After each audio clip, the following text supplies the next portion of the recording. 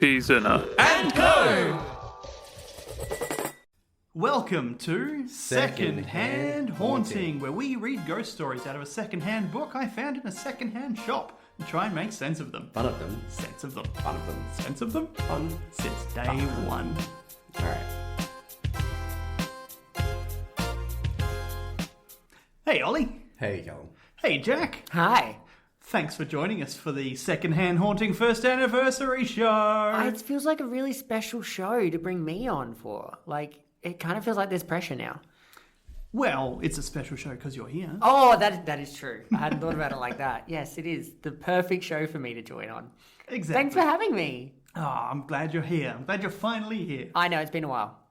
Are there any choices for stories today? Oh, Ollie, jumping straight into business. Of course. I'm all about the business, you know that, Callum. Well, I figured in the spirit of our first anniversary, we'd go back, way back to where it all began. Uh-oh. Do you remember our first book that we ever did? The one that was full of tragedy, mayhem, blood, and horror? Well, the one that was full of tourist guides, paid promotions, and history lessons, yes. Oh, okay. But was it the one that had, like, where we learnt what a long drop and a short drop was? Hey, yep, that's the one. It's Haunted Inns by Marc Alexander. See, I love listening to you guys go through your own lore. Like, I've listened to many an episode, but this is like the deep cuts of your lore that I'm just like, yeah, I totally know what they're talking about. Like, this is like fake it till you make it territory for me. Well, first of all, like, I hope that we've come a ways since those first couple of episodes. Like, one would only hope that we've gotten better. Like, it's doubtful, but one would hope nonetheless. I think we've got new mics since then, so yes. But before we go too far into actually reading any stories or anything, I would like to delve a little bit into something else new that's on the table around the table right now. Oh my God, what? It's you, Jack. Oh, it's me! It's you! Oh, that's so exciting. Delve into me. I've got nooks and crannies to explore. Jesus. I'm all keen. I think we made the right choice. I think you nailed it. Jack, thank you very much for coming on the show, especially for such an auspicious episode. Thank you. But bugger all that. Have you seen any ghosts or anything lately? Do you know I'm moving from one job to the other, which, by the way, as of recording, my current job doesn't know, but by the time it comes out, they will know, right? So I really nailed the timing on this one, I think. But I'm convinced the one I currently work at, the escape room in Rundle Mall in the Bible House. Well, even we don't normally get this personal. Now, there you go, which is 140 years old. There is something in and around there that likes certain people more than it likes other people. Really? This is legit. So a legit ad, perhaps. I'm not advertising. But you'd recommend if anyone were interested in a legitimately haunted escape room. Yeah, this is the I mean, it's not even haunted themed. It's just coincidentally, there's this ghost. I call him Frank because one of the girls that used to work there said when we play Frank Sinatra, he tends to chill out. So if you call him Frank, he's a very happy little ghost. What does he do when he's not chilling out? Now that is the question. That is the real question. Imagine if we just didn't say what he did. That would sort of ruin the vibe. It goes around changing the combinations of all the locks. That would haunt me. So he walks past doors when people are in them. You know, you see out the corner of your eye, you see the shadow moving past. Mm-hmm. We used to have the laser beam and that sets off a sound. You can't see the laser beam, but as you cross it, a cow will moo or something like that. I am so into the behind the scenes of escape rooms right now. Okay, yeah, because this is kind of two conversations at once, isn't it? But those will just trigger on their own. And it's all in this one room, in the Deadly Discovery Room, right down the end. That's where he likes to hang out. So if you ever see things. So you've got to get to the end of the escape room to see the ghost. Yeah, exactly. It's a little bonus trick. But it's definitely, there's something going on. And I'm not religious at all. I don't believe in any of like the religious side of like the afterlife, but I'm convinced ghosts are real. I honestly thought that I would have more ghost experiences where I currently work because I work in a building where the old hospital used to be. Oh my God. Is that like lot 14? Yeah. So I was kind of expecting to have some more experiences. Mm-hmm. As it is, they've all been in this here house. That's right. Yeah. Maybe they've been a bit too shy to come out and say hi yet. But, Early days. Do you think it's because, like, you spent so much time talking about ghosts and stuff like this that your, like, standards are really high for what would convince you? Whereas my standards are, like, through the floor. Yeah. You know, like... My standards are not very high at all. Like Callum's standards are much higher. So yeah. A lot of my ghost stories, like, was me, like, sitting on the couch just over there in the adjacent room, and there was no, like, wind or drafts or anything in the window. All the windows were closed, and I was sitting on the couch and I was looking over at one of the plants, and the plant leaves rustled when there was nothing else around. That was enough for me. I was like, well, that's a ghost. This place is haunted. Can we wrap this recording very quickly? I'm like freaking out. Like, your cat could literally, and I just met your cat. Your cat is my new best friend. Jack, I think you've just solved the mystery. No, but I was going to say, she could bump this door open right now and walk through it, and I would be like, I cannot believe a ghost opened that door. Like, my standards are extremely low. That being said, though, I have seen times when I'll see Nala and it looks like she's seen, something. There's no bugs around or anything like that, but it looks like, she's having an experience or they notice with another ghost. I've always thought that cats could see ghosts. I think they're a good ghost detector. When you've told me this story before, I did not even think of the possibility that a bug might have bumped the plant that is what Nala was watching, but I think you've just unwittingly given us the answer to that particular incident. Nala's definitely not in the room. And there was another case when I was sitting in the kitchen. Again. When I was sitting in the kitchen and the tap turned on by itself. It's a fucking tap again! Now, come on, explain that as a skeptic. How does the tap turn itself on? Bad plumbing. Okay, no, you know what? That's bloody fair. There you go. You're in this house. How old is this house? Oh, look, it's not new. What's that in the corner? That would be a solid generational fireplace. Yeah, I'd say. It's all bricked up. You can't actually use them, unfortunately. Yeah. But it looks good. It does. It uses up way too much space in the room. Like, half of the corner of this room and the other room, they both have adjacent chimneys. Yeah. But it's like that whole corner. It makes it so hard to fit things in as well. Yeah. Yeah. Aesthetically, though, it's great. Yeah. Yeah. One of many problems that come along with a heritage house. Yeah. Mm-hmm. But enough bitching and moaning about your gorgeous house. Yeah, let's bitch and moan about some haunted pubs, eh? We're actually planning on knocking it down at some point. No! You leave this house alone. I think this might actually be the plot to Casper now.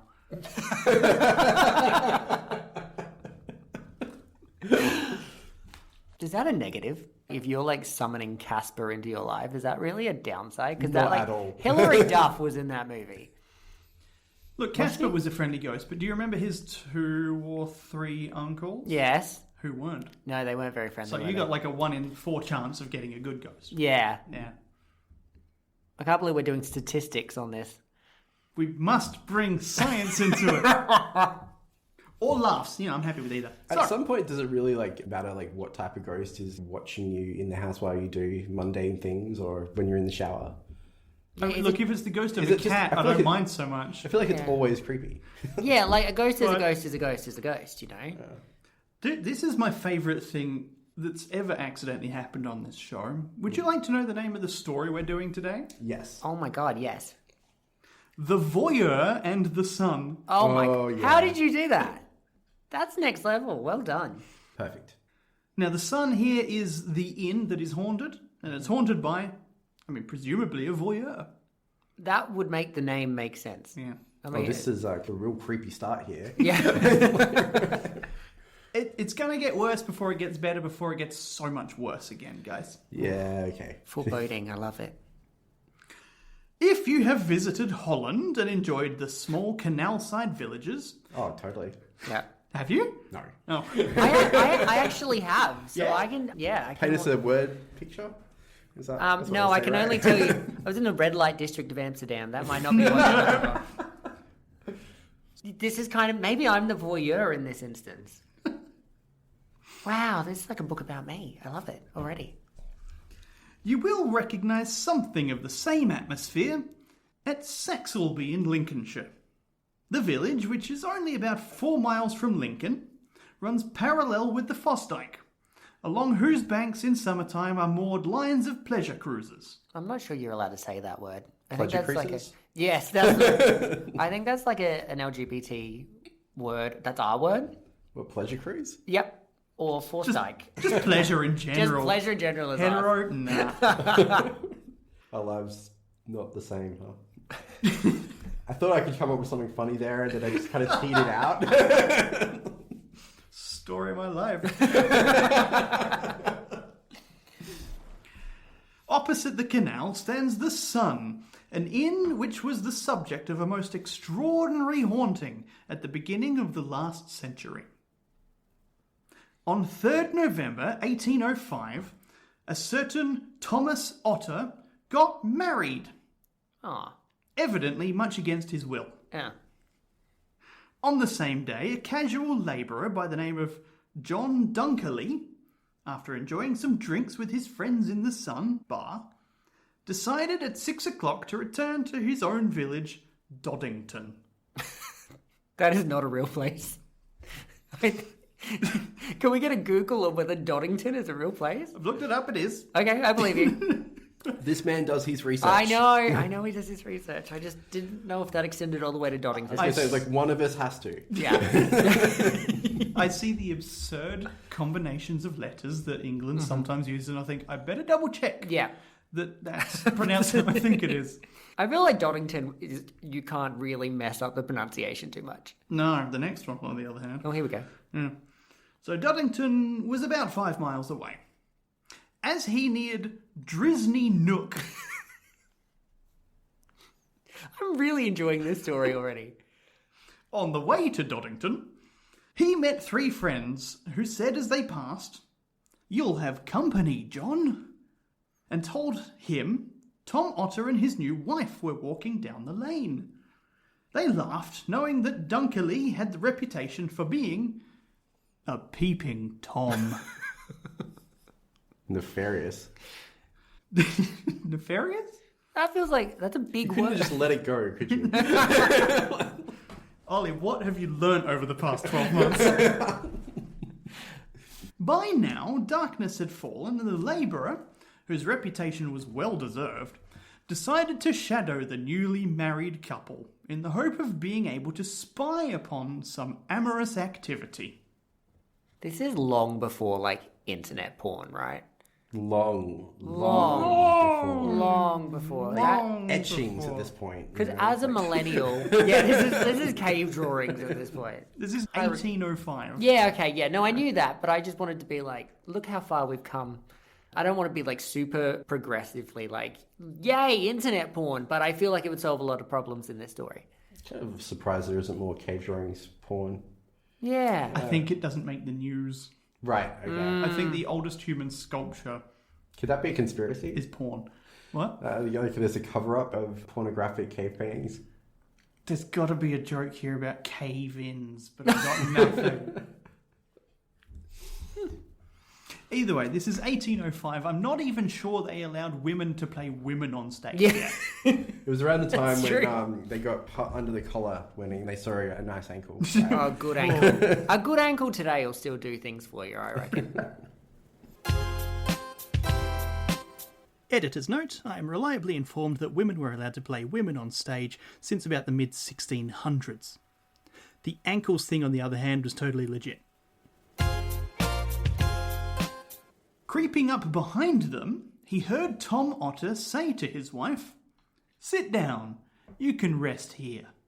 Hoping this was a prelude to love-making, Dunkerley climbed through a hedge into a field and crawled behind it to where Mrs. Otter was resting on a bank.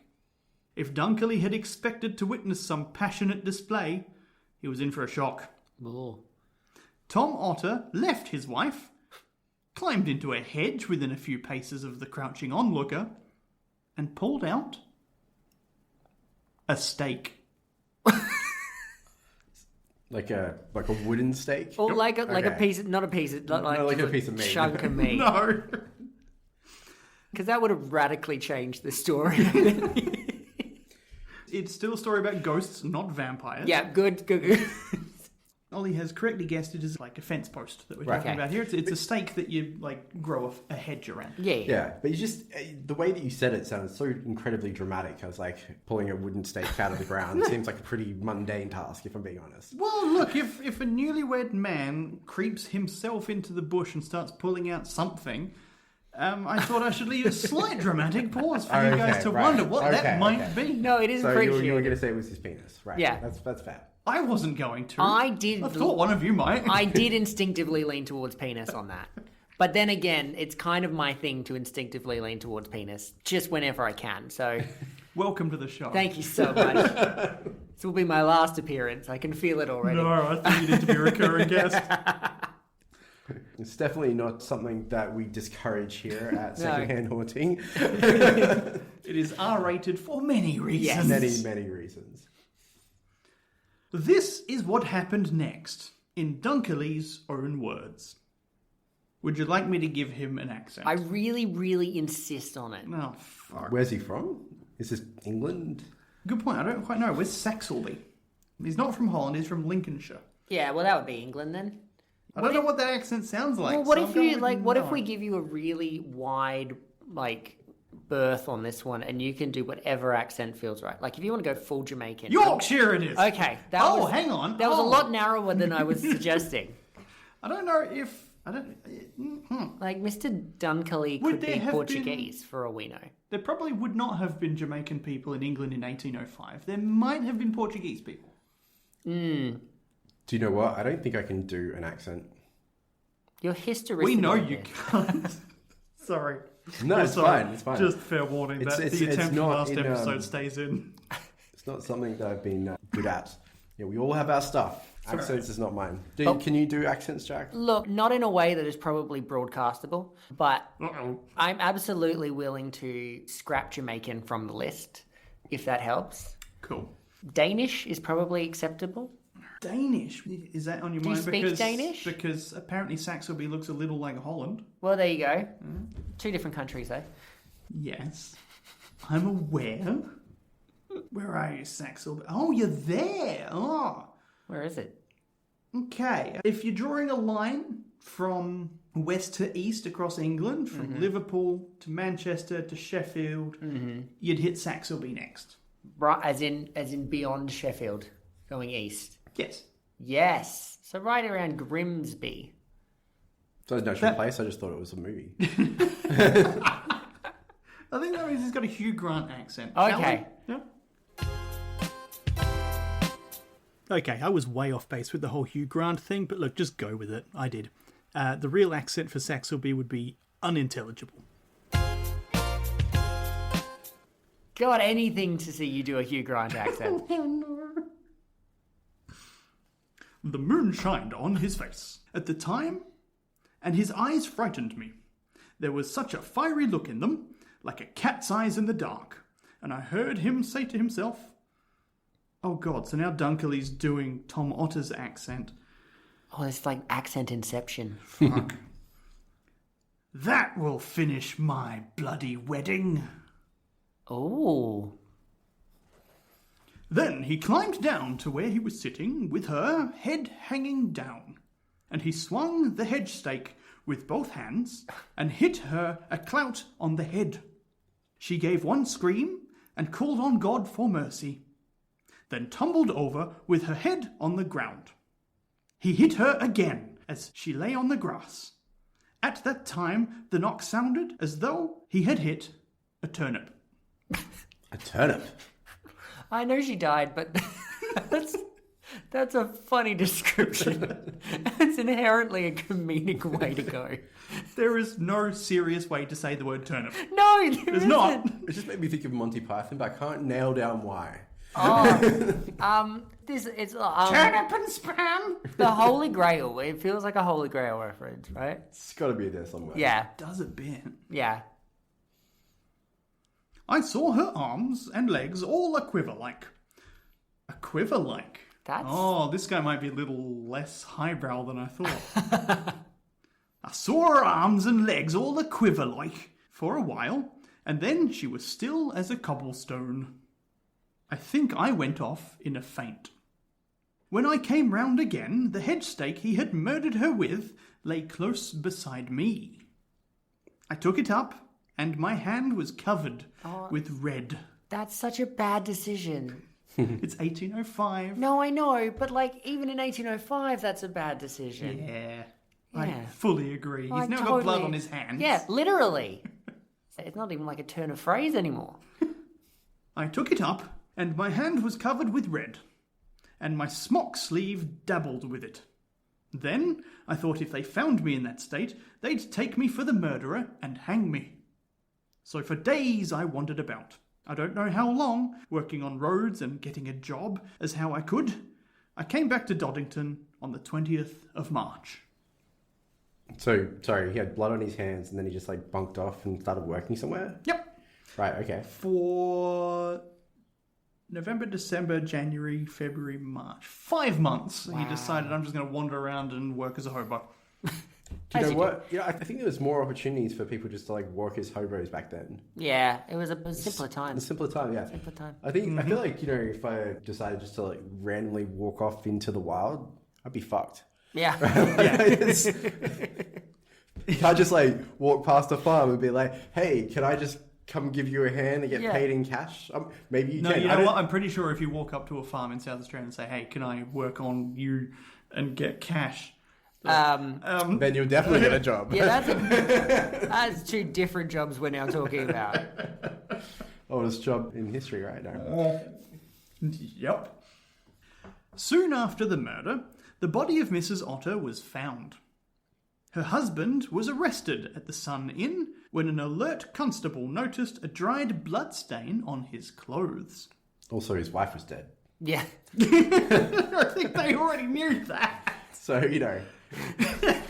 I'm going to guess that he didn't report it. Yeah. Also, he's in the pub, like, hitting on more women. Yeah. Cleaning up. I think I just watched Alfred Hitchcock's Frenzy, like 2 nights ago. Good and this is movie. actually surprisingly close to that plot.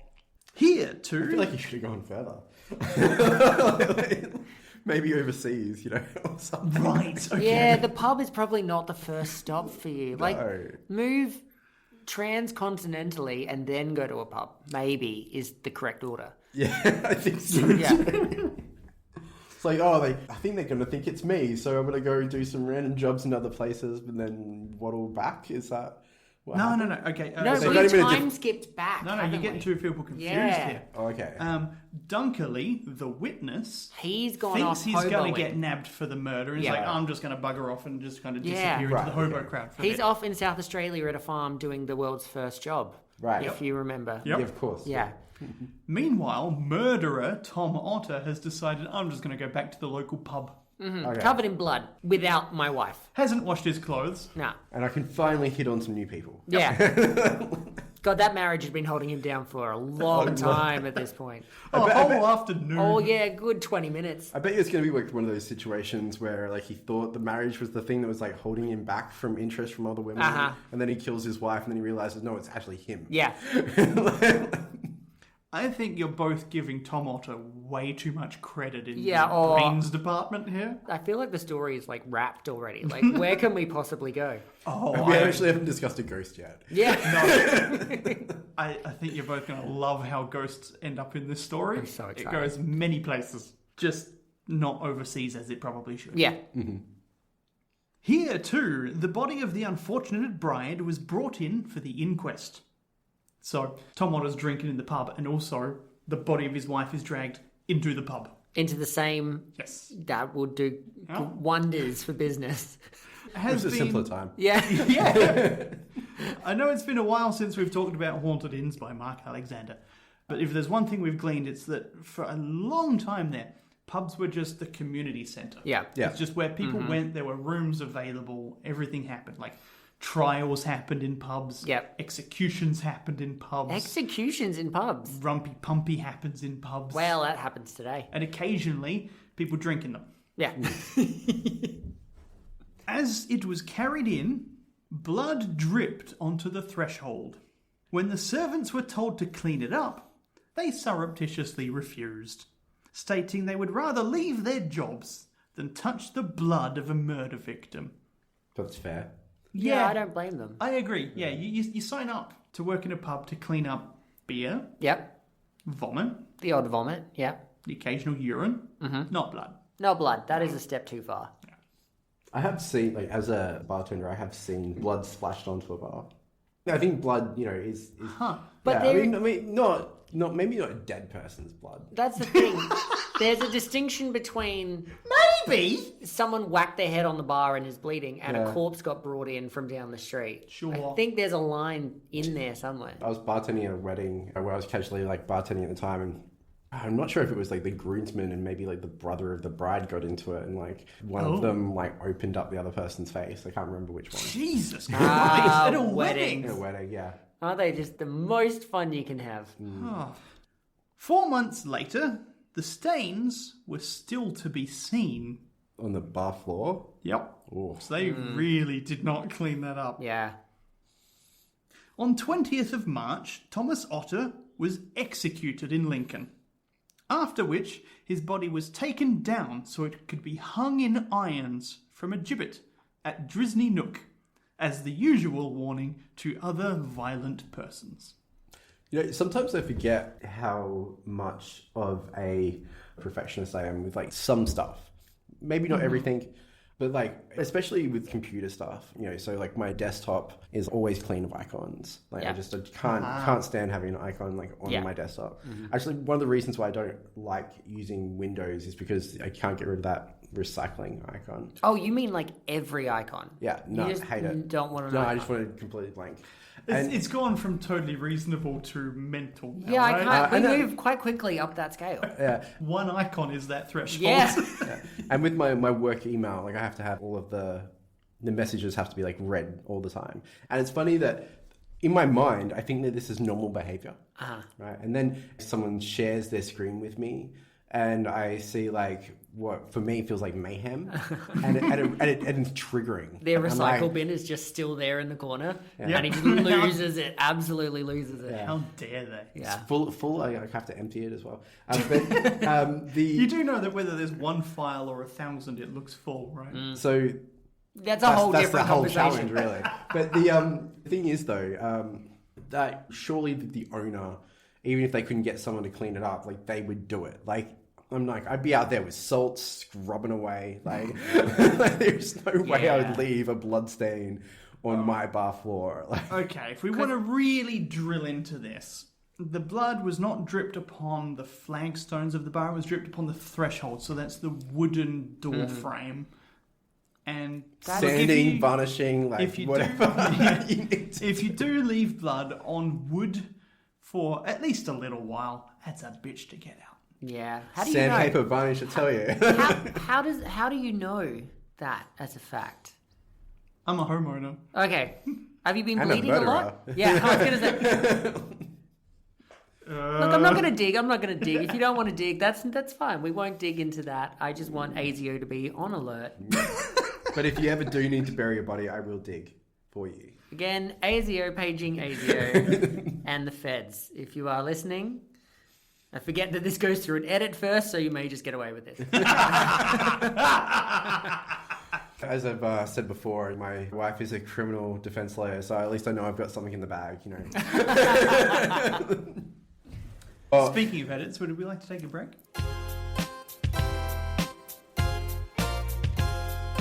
All right, I'm ready. Already? Don't let me speak Swedish at you anymore. Careful. Don't make promises. Bork. Yeah. So we're fed, we're happy. We're back from intermission. Back from intermission. And does anyone need a little reminder about who is who in the story, or are we all good? I would like a reminder. Okay, Tom Otter got married, immediately murdered his wife.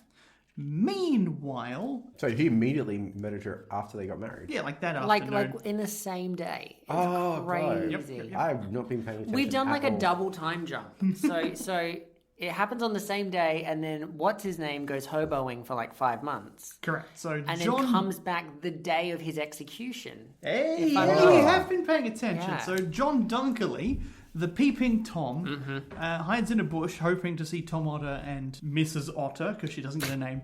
Isn't that typical? Nameless What's the woman word? number 4. Consummate. Consummate. Thank you. That's the one. Yes. So John Dunkley is hoping to see Tom Otter and Mrs. Otter consummate their marriage, and instead sees Tom Otter do the murdering. Goes hoboing for a bit, and then on the 20th of March, Tom Otter gets executed for the murder, and that's the same day that John comes back to town. Yeah. I only noticed that because both of those days were days after my birthday, so...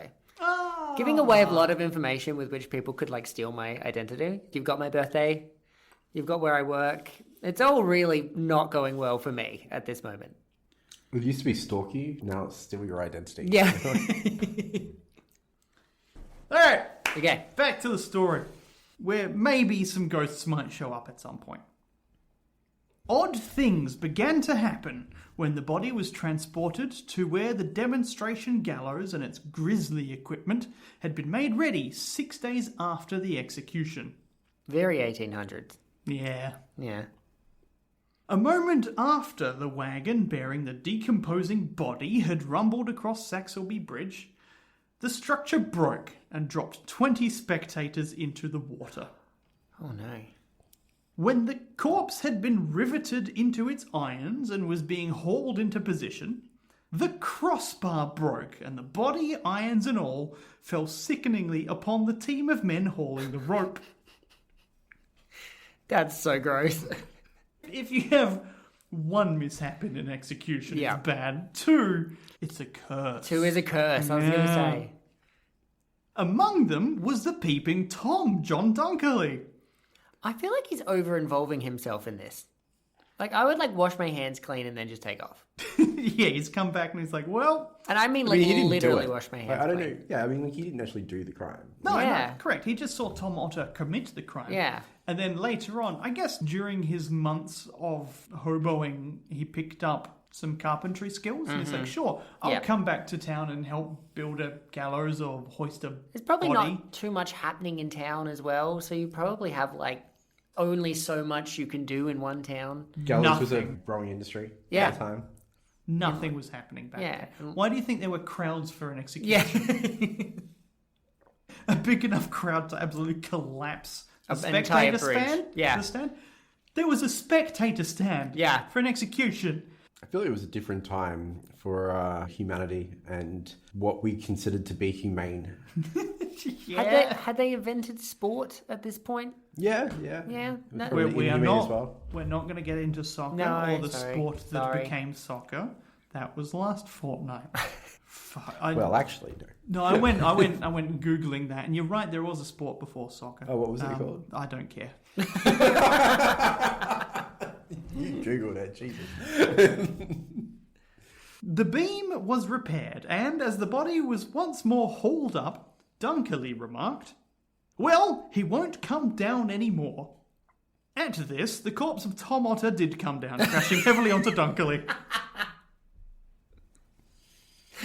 That's well written. I love that. The irony of it all.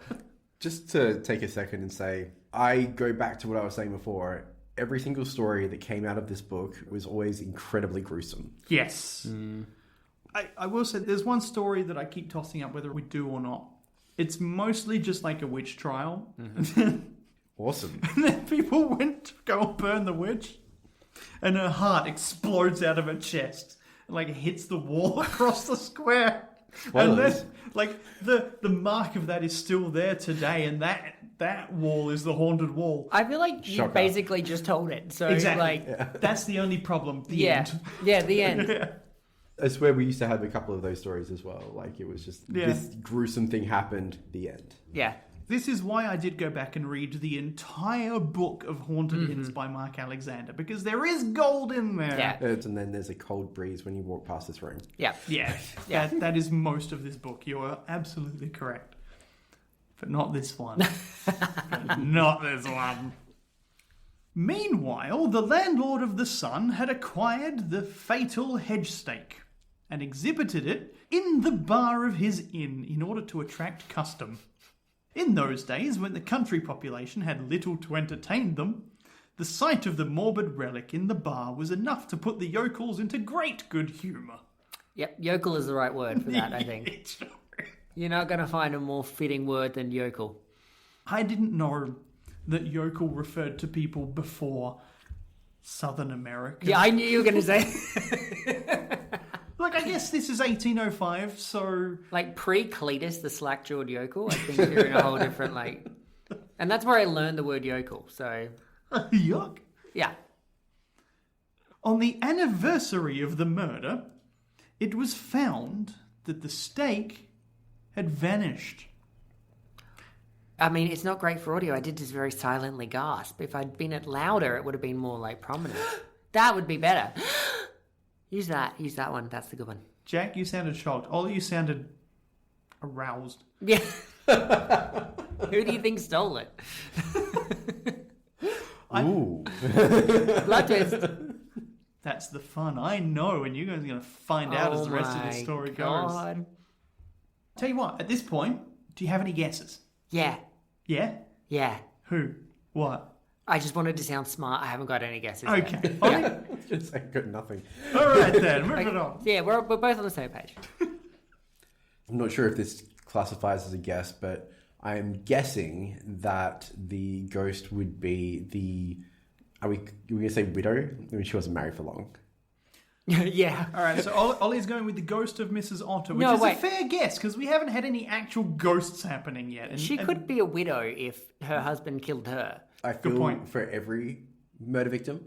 However, in this particular case, I feel for quite a bit because, she just got married. Yeah. It was just like she was just happy. It was the best of her days. It was the worst of her days. Damn it, it was the last of her days. Fuck. Yeah, you really well, you've ruined that one. Yeah. Anyway. So the steak had vanished on the anniversary of the murder, and a little while later, a farmer located it, lying behind the hedge at Drizzly Nook where the murder had been committed. I've wanted to mention Drizzly Nook like 400 times, and I keep forgetting what it's called. Drizzly Nook. Drizzly Nook? Okay. Drizzly Nook. I was going to call it like, Nook. it's like Sparkly Sands or something stupid like that. Drizzly Nook. Drizzly Nook. No, okay, cool. I'm with it. I'm with it. Did you get lost in your own story? A little bit. Yeah. No, I got lost in my own notes. I've got a note here about a phrase that I think should have happened already, and I don't think I've skipped a paragraph, but we'll figure it out. The same thing happened the following year. And finally, the landlord of the Sun, tiring of the steak's supernatural disappearances, gave it to the landlord of an inn at nearby Torksey, who had long wanted it to increase his own bar trade. Fearing the trophy might be removed by some of his more unruly customers, he had clamped it to the wall of the bar with 3 iron hasps. But on the following 4th of November, the hasps were mysteriously torn from the wall, and the steak had vanished. It's getting repetitive. The story, it's a great story. I'm just saying the act itself within the story is getting quite predictable. Yeah. Like, ask me what happens November 4th next year. Like, if the next landlord wakes up and he finds that the steak has disappeared from the wall and appeared up his own butthole, I think we'd He's be a lucky surprised. man. Yeah. Admittedly, the other thing that I remembered from these stories was that I'd always just be a little bit more depressed after. Yeah. Because they were always that gruesome and that sad that I was always like, oh, yeah. At some point when I was notating these, I did start saying, at the end, Ollie will be happy, Ollie will be sad. You know me so well.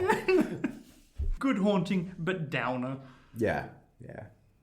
There's several that end in ghost bedsheet shenanigans, and those are the ones that I've said Ollie will be happy. You're not wrong. As before, it was found in the field at Drizzly Nook. That was enough for the Torksey landlord, and he passed it on to the Peewit Inn. Okay, these are just like flibbity-gibbets and Roald words at this point. Where's flibbity gibbet from? That's from somewhere. A flibbity-gibbet, a will-o'-the-wisp, a cloud. How do you solve a problem like Maria? Oh, there you go. Okay. How do you Right guess for the right question. I should have actually stopped singing before I forgot the words, but I kept going. I thought I could fake it. Well, if we're talking notes for this particular story I made for myself, they are the most English names ever, murder story, corpse mishaps, haunted object ? And ghosts ! Ghosts! 2 stars. Yeah. This is the first story that ever got more than 1 star. Brilliant. Just can we do a quick little recap there? So Sure. So Otto has Tom got- Otto? Tom Otto. Sorry, no, Tom Otter. Tom Otter. Tom Otter. That was the guy that left to be the vagrant, or was No, that Tom was Otter the was husband. the murderer and Right. he died. Brief husband. right? Yeah. And then his corpse more or less attempted to murder a couple of other people along the way. Yeah, overly active for a corpse. And who was the vagrant again? The vagrant was John Dunkerley. Okay, so John. So John went away for a while, came back, and Almost got murdered by Tom Otter Falling post-mortem. corpse, yeah. right, sure. And they built the gallows. Yeah, probably he helped to build the gallows, yeah. Probably, I'm making maybe. some assumptions. Okay, right. So he's But become- then, I think they both leave the story. I was And going to it's say, a they've succession been... of landlords come along. Yeah. It's like, hey, you know that murder weapon? Can I hang it above my bar, please? Yeah, And then the murder weapon itself goes, no. yeah. There's a lot of landlord talk that I feel like it's like The Advertiser, because all it wants to do is talk about landlords and how they're victims. How nothing goes right for them. Like, it's very News Corp coded. Oh. I mean, look. News Corps. There you go, that works. Hey! I've come full circle. I'm proud of that one. The book is not called Haunted Tenants. Yeah. Anyway, this particularly haunted hedge stake has made its way to the Peewit Inn, whose landlord commissioned the blacksmith of Saxelby, the same man who constructed the suit of chains for Otter's body, to make cast iron staples to secure it. because he's a vampire. Sure, yeah, why not? It may as well be at this point. But also, this particular blacksmith has shown that his work previously was not up to scratch. Yeah, absolutely not up to scratch. So very ironic. Don't you think? Oh, let's get some Alanis Morissette in here, shall we? Yeah, none of the things in that song are ironic. No, they're just unfortunate. Yeah, and that's what makes a song called Ironic about It's like unironic things. otters, body on your head. But on the next anniversary, can you guess what happens? What happens? Oh, don't ask. Now he's going to tell us. No, sorry, go ahead. Please surprise us all. Both the staples and the stake vanished. Wait, the staples? Yeah, As well? No, I know what the staples are, but why would the staples vanish? Ooh. Ooh. Okay, I know last episode, both Ollie and I managed to say "woo" at the same time, and it was the most fun I think we've ever had on the show. Do you want to try? Can we make it 3? Yeah. All All right, ready? Let's go. 3, 2, 1. Ooh. Yeah, that rules. That's fun, right? Could actually be a good guide for the recording. Oh, yeah, you can just drag it down to that. Who needs clapping when you can make ghost noises? Right? The editor. Yeah. The latter was recovered in the usual place, meaning the stake was The stake back was in behind Drisney the hedge, yeah. And this time it was bolted to the wall with half a dozen clamps. That's the clamps that went missing. Or not? No. The landlords are getting more and more desperate to bolt this fucking Right. stake to Gotcha. the goddamn wall. Uh-huh. It's like... Rain on your wedding day.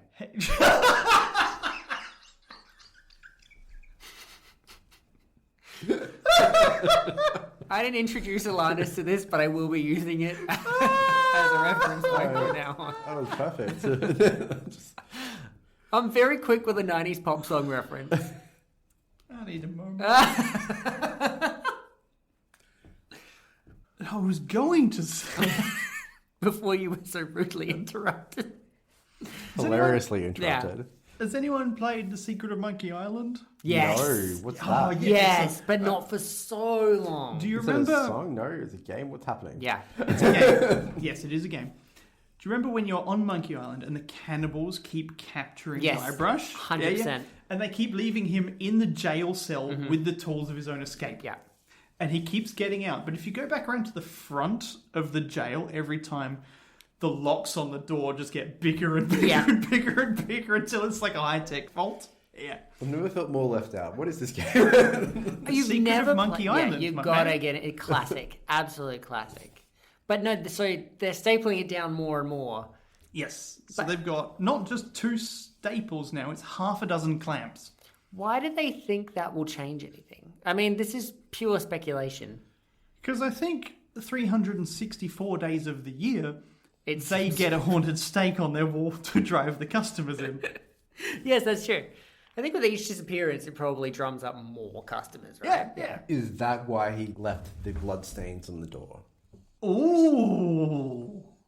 It's all a part of drumming up business. You know what? Yeah, I am 100% on board with this. I'm not making any fun of that. I think you are correct. We're taking a capitalist perspective. Well, the landlord was, and Ollie's dialed into it. That's what I meant. I meant that we're looking at this through a capitalist lens and seeing how the corruption of human blood in the pursuit of money. Oh, I got too deep. I don't like that. Let's backtrack. I don't know, but actually my bugbear of modern society is I feel like everyone takes a capitalist perspective these days. Yeah.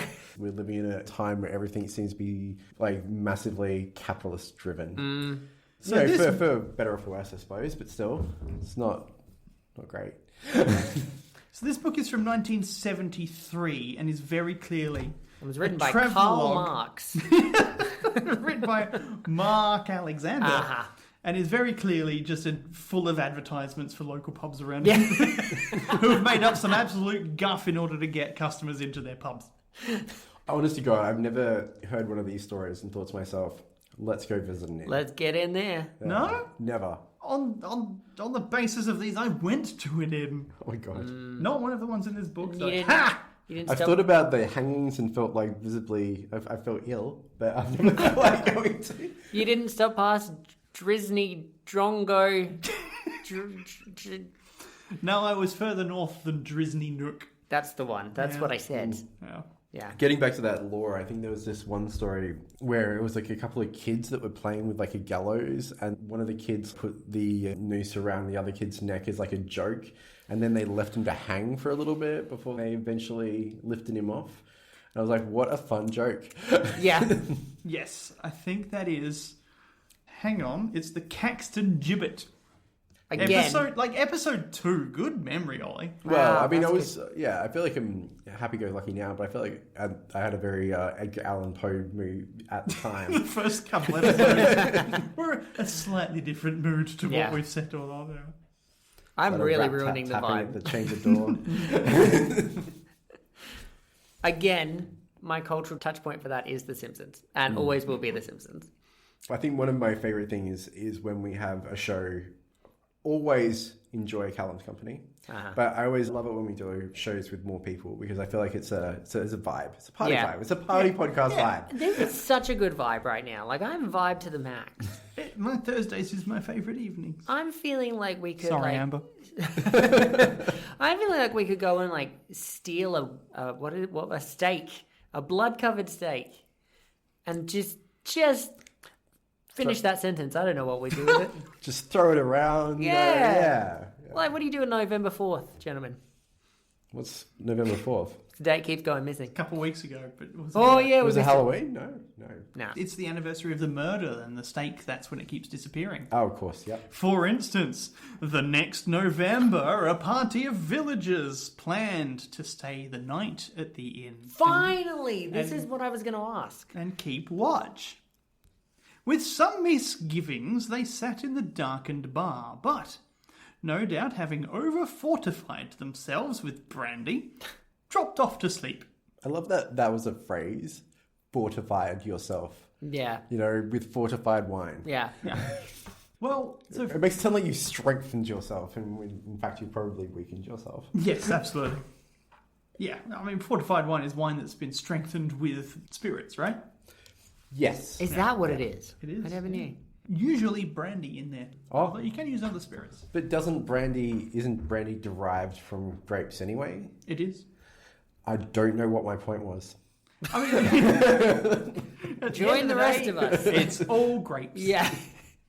When they rubbed their eyes in the morning and looked at the wall on which the stake had been bolted, they saw the clamps had been torn out and the crude weapon had once again disappeared. Oh my god.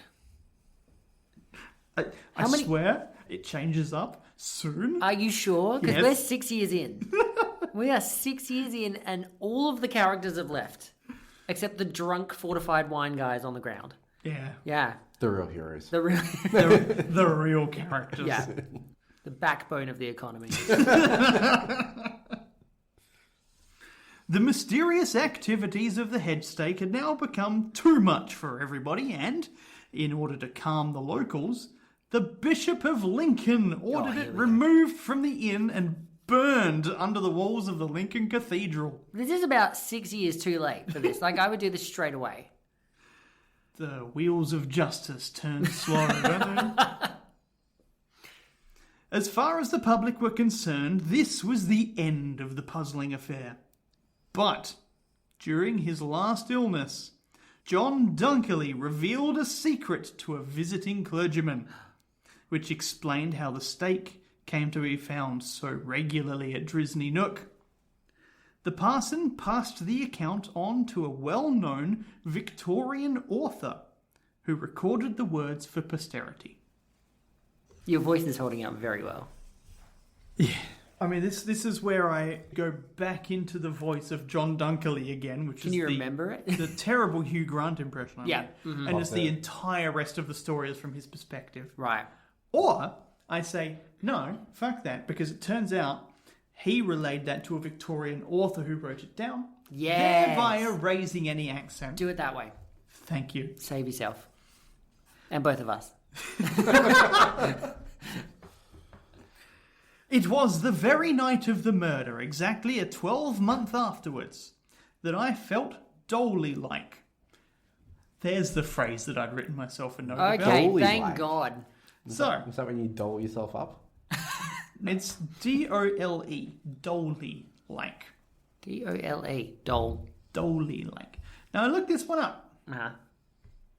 I'll be damned if I could find what this meant. My note to myself is just dolly-like equals question mark, question mark, question mark. Great, good note. Yep. So I'm sorry, listener.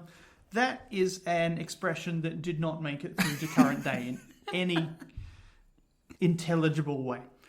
So I'm gonna just guess it meant drunk. Yeah, I'll go with that. That 'Cause works for me. If you don't know what something means, it probably meant that Benjamin Franklin wrote a book that said, hey, here's a bunch of expressions for being drunk. That sounds That'll right. do it, right?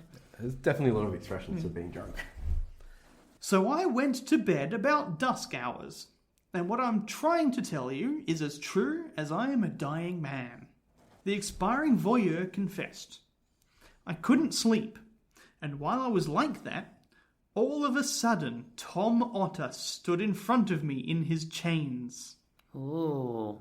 and says, "It's time. Come along." I am the ghost of Christmas past.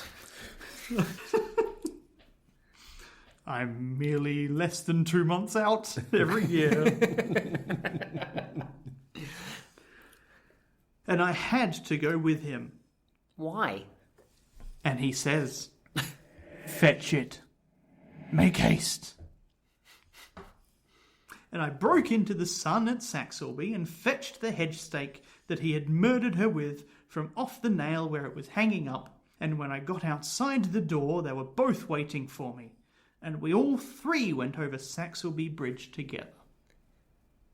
This is not where I thought the story was going. I'm just imagining him like skipping across the... Yeah. We're off to see the wizard. The wonderful wizard of Drisney. Very different kind of wizard than Oz. Does Drisney own that story now? I think they do, don't they? They might do. Yeah. Here we go again. Disney actually seem to own the rights to almost every Oz story except for The Wizard of Oz.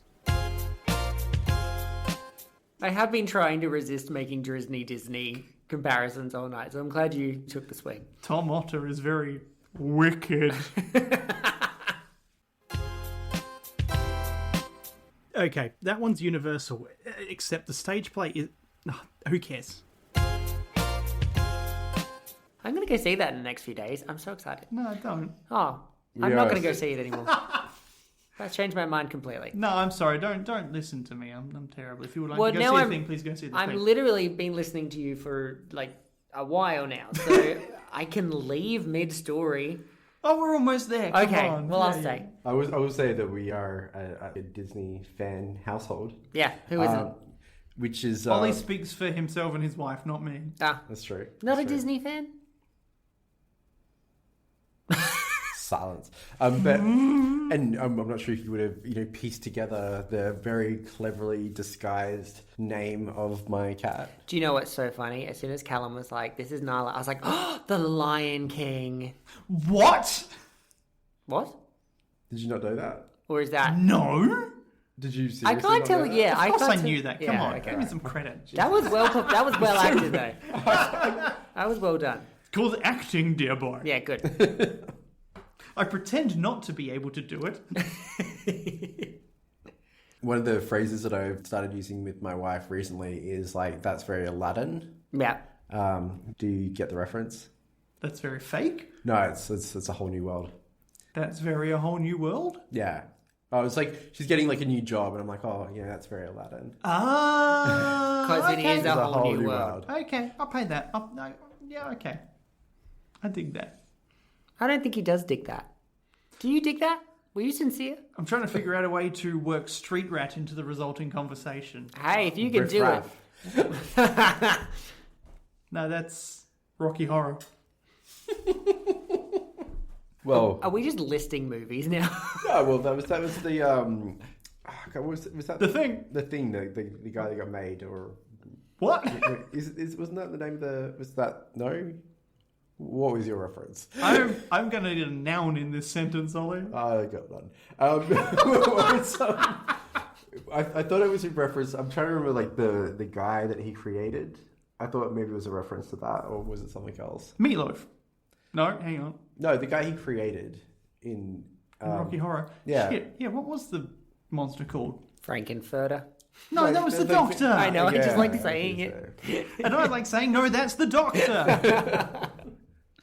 Oh So- my God, guys. What? We are the three biggest morons on the planet Earth. I don't even have to look this one up. The monster's name is Rocky. Oh, of course. it In is. Rocky Horror Picture Show. Yeah, of course it is. Fuck. Of course it is. That's embarrassing. For you guys, I was fine. I've come out of this looking sparkling clean. Oh no. Right, so now that we've gone on several tangents, and I'm about 3 quarts of a bottle in, Oh, good point. I need some more. yeah, save me from myself. You like it? It's good? That has hit me in the back of the face Yeah. in a delicious way. George actually doesn't like it. It's when I actually bought it because she was going away. That is the most husband thing I think either of us have ever done. You gotta taste it. All right. Yeah, So, sorry. back to John Dunkley They're skipping across the bridge. skipping across the... They're not they went over the bridge. They were skipping. Yeah, you've added skipping. Across the bridge with Tom Otter and Mrs. Otter. She was walking behind. Walking. She's done skipping. She's a ghost. They can only skip so long. Look, you got to let me make up shit, otherwise I'm going to look like an idiot the whole time. Yeah, that's fair. Yeah. God, that is a big bug. Oh my Jesus Christ! What the fuck? That is like the bug from Evolution. What was that? It was a funny thing because like I felt something crawling like on my leg, and then my first thought was, oh, like Nala is just doing something to my leg, and then Yeah, like, But she's She's not not there. here. here. How And then big I is just this looked- bug? And then I first looked down thinking that there was like a spider on my foot or something, and then when I looked down, I'm like, that's not a spider. Also, it's massive. And I just got curious. I'm like, hello. Yeah, and then he went to flick it. He went to flick I it. didn't know Before that. he did, it grew wings and flew off. I was gonna flick it, but then I was curious, and I wanted to like say hello. And then, Okay, we need to finish the story. Sorry. Get the fuck out of this house. sorry. This house is haunted. She was walking behind and carrying a paper box in one hand and a pair of pattens. Bracket. These were overshoes for keeping shoes out of the mud. End bracket. Thank you, Story, for giving me the definition of that so I didn't have to look it up for once. Oh, man, I kind of want a pair of those. We can get you one. Pair of overshoes. Yeah, sure. Awesome. Amazon, Shein, something like that. Timu. Timu. Don't ever use Timu. Yeah. Listener, don't take either of these two bozos' advice Yeah, on where to don't. buy your patterns from. No, don't, yeah. Also, Timu's probably going to come for me now. Yeah. Anyway. So she's got a paper box in one hand and a pair of patterns in the other, keeping away. She's not wearing the patterns. No. She's just got them in her hand. She was wearing the light blue gown she had on that very night the year before. So this story is from the first anniversary. Yeah, he's of the like death, telling not it the from sixth. his deathbed as to what Yeah. has happened each year. Correct. Yeah. He had on the same light velveteen jacket and breeches that he had on when he came through the hedge and tore up the stake that I was carrying then. I feel like this whole thing is kind of like define this person's life. Yeah, his death.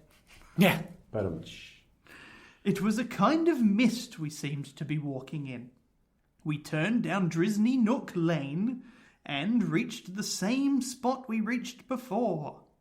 And he used the very same words and said, "Sit down, you can rest here." And she sat down with her head drooping on her breast, like before. And he came up to me with his eyes more fiery than they was before time, and says, "Now then, quick." And somehow I threw up the hedge stake with both hands and murdered her just the way he did 12 months before. I gave her one clout when she was sitting down and another when she'd fallen over. Every 3rd of November for years, no matter where I might be, the same low dolly feeling came over me, and Tom Otter would come to me in his chains and say, "Now then, it's time." And I had to go and fetch the hedge stake from wherever it might be and do the same murdering over again. And twice when it was fastened up with staples, he came and helped me pull and said, "You pulled hard enough when you helped gibbet me." Because John Dunkley was the man who was hoisting. Oh, that's right. Yes, Tom Otter up. yes. I So he just knows. completely forgot what the word gibbet meant. Yeah. Which is fair because it hasn't really come up this episode, but Yeah. it means to hang someone. Ah. Yeah. Or specifically to display a body of a man who's already been Oh, executed. because gibbeting. Yeah. Yeah. Which I don't think came up in our episode about gibbeting, but there you go. On our anniversary episode, we're allowed to correct ourselves from the past. That's right. absolutely. But It's a only moment then. of growth. To gibbet. Part gibbet. of common vernacular. To gibbet. To gibbeting. Jibbity, jibbity. Oh no. That's a Disney movie, by the way. No! It is. It's now ruined in my mind. Gibbet-aroo. For years this went on, and the hedge stake was always found in the stubble field the next morning where I'd thrown it. Like he did. And when I'd find myself walking back home, I'd be all wet with sweat. And anticipation.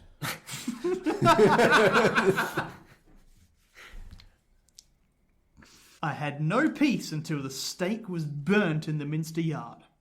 I feel like you should have started with that. Yeah, that's right. Why did we wait so many years? He didn't have a church to burn things? Dude, I it's don't missed like know. 7 good nights sleep because of this. I guess It's a week. much like at least 2 good thrillers that I've watched and several bad ones, when the witness of a murder is themselves currently committing a crime, Yeah. they don't want to go to the police or like try and help resolve the situation in Because any it will way. implicate them. Yeah. Yeah, I get Because you. it would out them as a peeping Tom. Yes. Not to be confused with Tom Otter, who's a murdering Tom. Yeah. Such a Very distinction. confusing, yeah. After that was done, they never came to fetch me to go with them to murder her no more. The end. A story where things would be very different in the modern age where they had smartphones, right? Because They could just set up a film to capture John What? Dunkley sneaking into the bar. No, I was going to say, like, when he witnessed the crime of murder, he could just pull out his phone and start recording or taking Yeah. photos or something. You're right. Yeah. John Dunkley does seem like the kind of guy who would not just sit in some bushes watching a newlywed couple consummate their wedding. He'd whip out a flip phone. I whip out a lot. Not a... And he'd whip out that recording later for himself. Yeah, exactly. So So anyway, we came to the end. It has been a journey. Yeah. It has been a journey. A journey is putting it mildly. Yeah. It has been a journey. I must admit, I actually consider that to be one of the best stories that I've heard so far because of the fact that it was so closely related to that character. And the haunting for me, it was really PTSD. I feel like it was a recurring nightmare that he had from the incident. I mean, I feel like, if you did watch a murder like that, you would be experiencing PTSD. Oh, definitely. And symptoms would come out in various ways. I feel like they came out in this way. It's some very vivid, bad dreams, bad recurring dreams. However... Which made this guy sleepwalk and yank a steak off of a wall. Yeah. Sure, but I don't know why I'm doubting your theory. This is exactly what I've been thinking, but please go for it. Oh, no, it's fine. I always want to believe. My first port of call is to see what I can get out of a story to believe that story. But I can try and consider myself a realist. I think other people might see it differently because I do want there to be a ghost. But if I hear a story and I see a spade, I'll call a spade a spade. In this particular case, I'm seeing Thank you. A PTSD fueled hallucination. That being said, though, they were a Peeping Tom. I mean, I guess they could have avoided the whole situation by not spying on people. I feel like John Is that victim Dunkley... blaming? I don't know. I feel like John Dunkley probably would have been okay if he didn't also get involved in the execution of Tom Otto and end up with his body falling on him. Yeah. I feel like that level of PTSD, I feel something that would have defined his whole life. That would have been something that would have been underlying in his psyche for his whole life. So that's my perspective. That's what I saw. Jack, any thoughts there? Why did they kill a whole bunch of characters on the stand right in the middle and then just never mention it Because it happened, again? Jack. Yeah, It's I a know. real thing. You know what? I'm going to rewind. Yeah, no, rewind. I believe it happened. It just feels like it was building towards an element that never really... Okay, so the structure broke and dropped 20 spectators into the water. It didn't kill them. Okay. Yeah. There, I misread that. It was, but more like the climax So it was... of Stripes. I always love the climax. So... Better than anyone I know. So does John and Tom, to be honest. So really the collapse into the water was more of an illustration that there were so many people there for this event. That okay, I get it now. I'm with it now. Perhaps Saxelby does not have the best carpenter in residence. The best infrastructure funding. And maybe they shouldn't be building this structure over the water or anywhere near it. Well, if it had collapsed over lava, it would have been infinitely worse.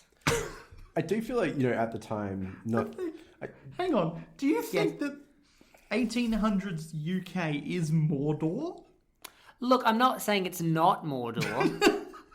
I definitely wish it was. Yeah, I think I think it would have been a very different story had it taken place in Mordor.